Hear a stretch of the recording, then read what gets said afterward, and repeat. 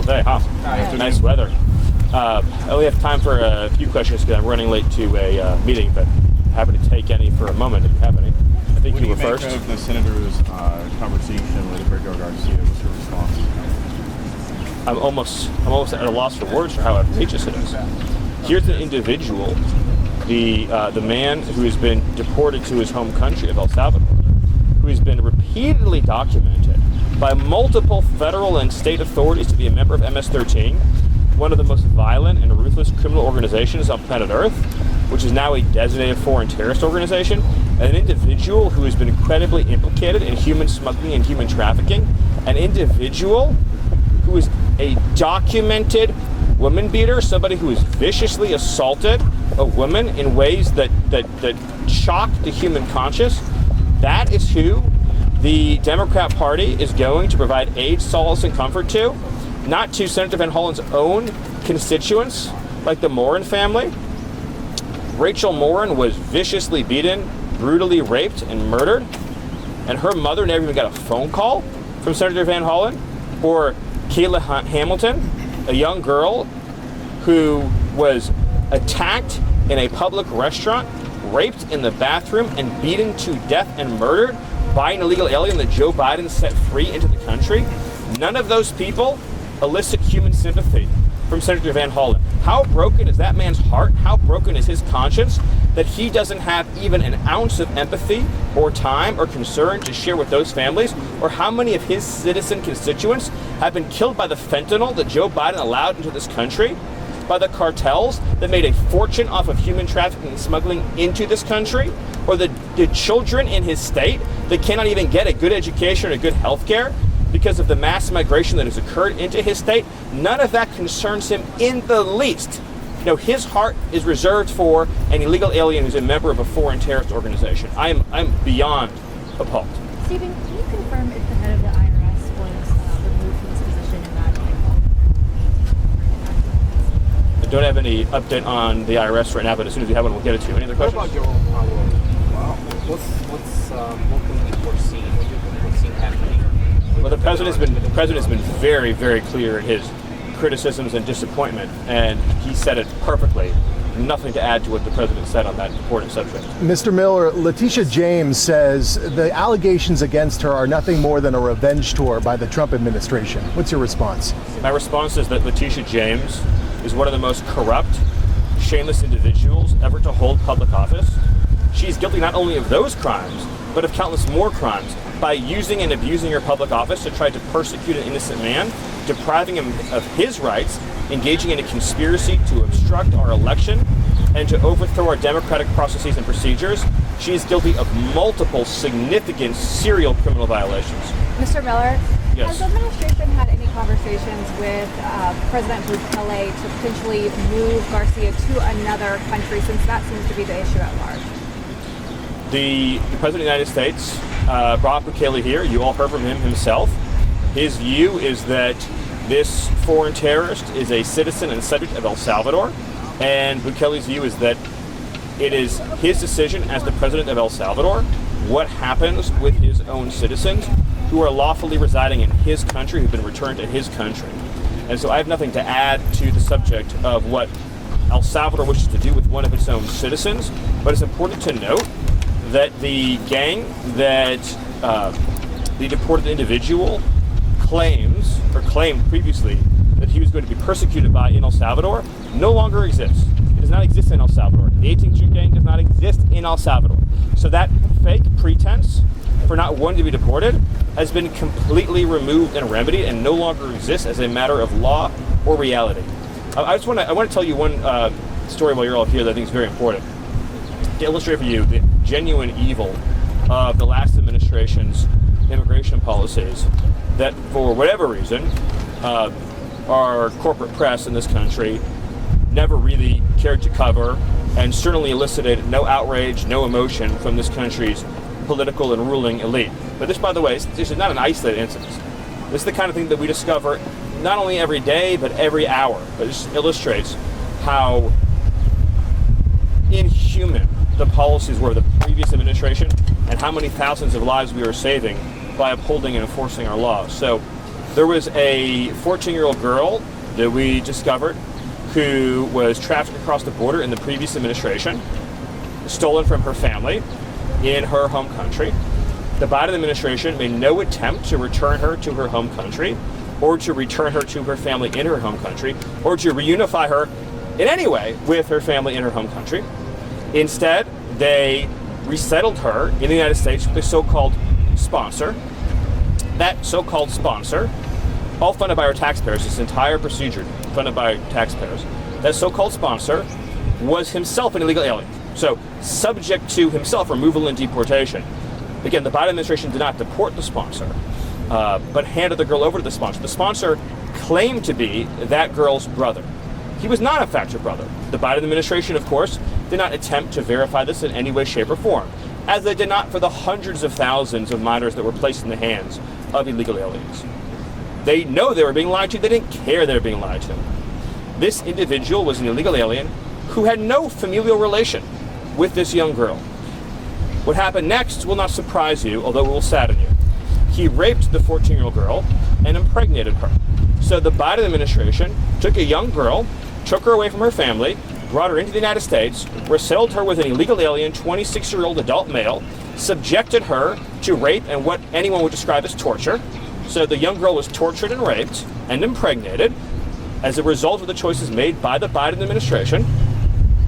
When this case was brought to the Biden administration for prosecution, they turned it down and did not even prosecute the case. So it's evil on top of evil on top of evil. And I am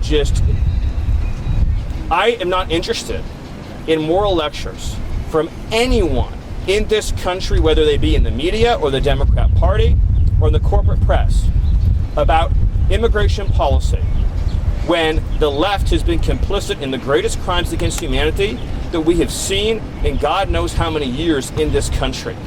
A system that has turned human beings into fodder for the cartels and participated in the mass rape and exploitation of children and the mass murder of Americans.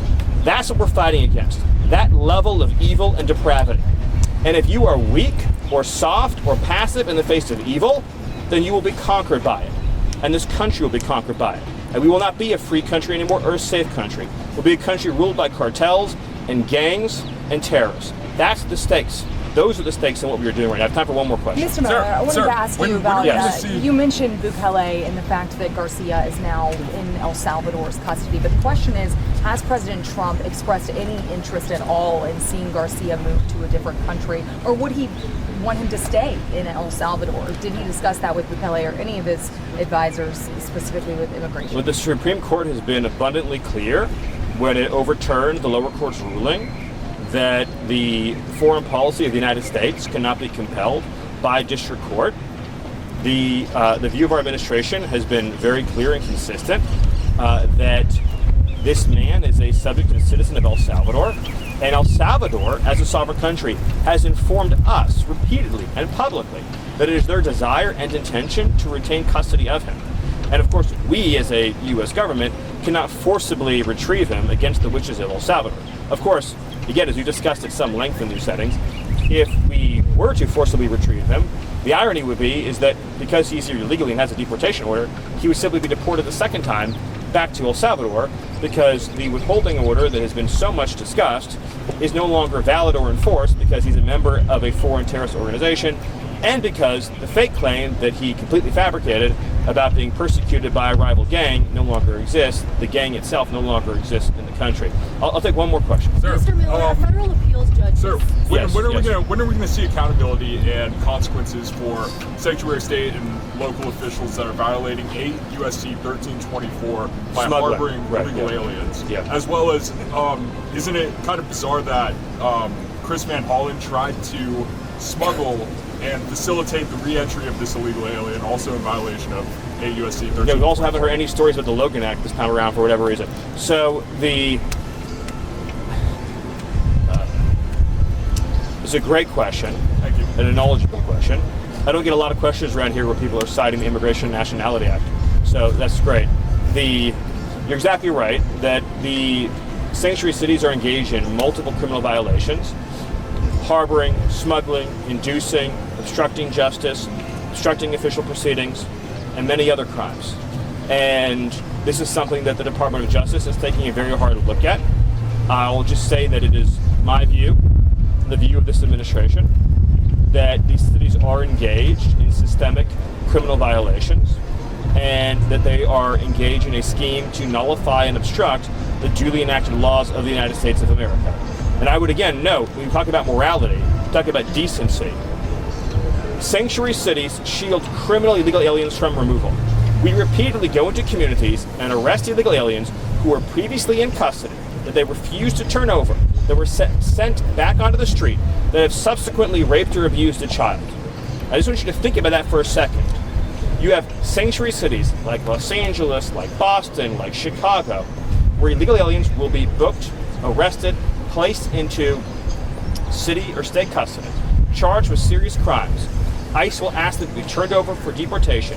They will willfully release them back onto the street, obstructing federal law enforcement, doing so at a time and place of their choosing, making sure that we don't know where and when they will be set free.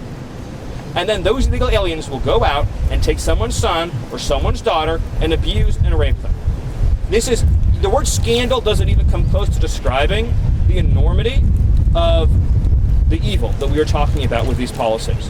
About repeatedly subjecting citizens on purpose, deliberately, with malice aforethought, to crimes against them and their families by individuals who by law shall be removed from this country. And we have a whole body of immigration law, by the way, the last administration shredded, that says illegal aliens shall not be allowed to enter the country, shall be detained through removal, shall not be set free, that they chose repeatedly in mass to not only ignore, but to give them parole, to give them work permits, to give them welfare, a scheme to violate our laws. You're not talking about just one time, or two times, or three times. Millions and millions of times they engage in this scheme. So much criminality that it defies our ability to even catalog it. And the wages of that, the destruction that created, can only be measured in the tears of all the moms and dads whose kids are now dead, whether dead by drugs or dead by crime. And that doesn't even measure the impacts on our education system. I mean, we always talk about how low our test scores in this country, and no one ever talks about the fact that we have a completely open border until Donald Trump with the world, flooding our schools with students who are not even literate in the language in the countries from which they came. Destroyed our education system, destroyed our infrastructure, destroyed our healthcare system. Where do Americans go to get their cities back? Where do they go to get their lives back? Where do they go to get their lost income? How many small businesses have been closed over the years because they were competing with illegal labor? How many lives and dreams have been destroyed? The other side on this debate, this isn't a debate between two reasonable points of view. It's a debate between a political party led by Donald Trump that believes in nationhood, that believes in sovereignty, that believes in the idea that there is such a thing as citizenship and it's sacred, and a party that is literally waging war against the very idea of nationhood. And as far as they're concerned, every single American citizen who's hurt or killed as a result is acceptable collateral damage. Well, it's not acceptable to Donald Trump, and we're shutting it down, and we'll never apologize for it. Thank you. Mr. Miller, on due process,